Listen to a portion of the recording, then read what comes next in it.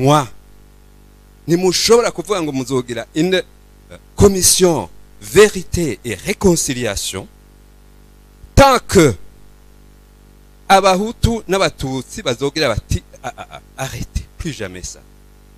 Donc il faut que on reconnaisse tudahisha ko hariho abahutu bateguye ibintu ntibakoreye abahutu bose bakagira ishano, ko hariho abatutsi bakoze ishano tukaba tumurutuki.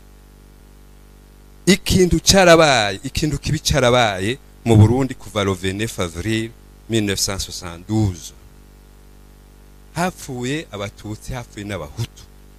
Ndoye muri témoignage umuhutu w'iwacu ntabwagara dativa umugore we aracyariho.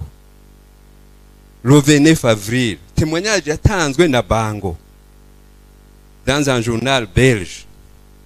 Baramuhamagaye wa muhutuwe ehetema abatutsi barabwira ngo ya le chef de rebelle achavuga ngo tumwice, baramurasa muhusha baratiwa mugabo baramwasheva.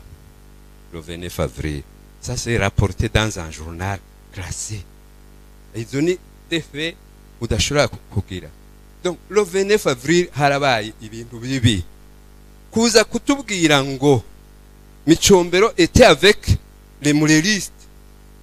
Donc yarite kuko considérer que Micombero le 29 avril 72 yarapfuye hajya kuri monument du soldat inconnu. Kuko yatumye ces officiers d'ordonnance kuja kuraba ko soirée yari yateguwe muri messe, kuja kuraba uko vyifashe. Micombero yagendera mu kavewe, ntiyagenda ari protege nkuko aba president bo mu Burundi bari protege, yagenda mu kavewe.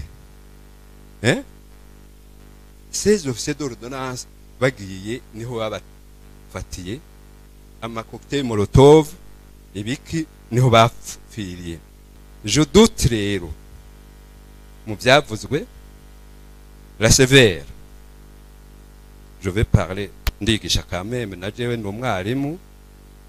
Revoyez votre copie, sinon ituzovyemera ivyo muvuga.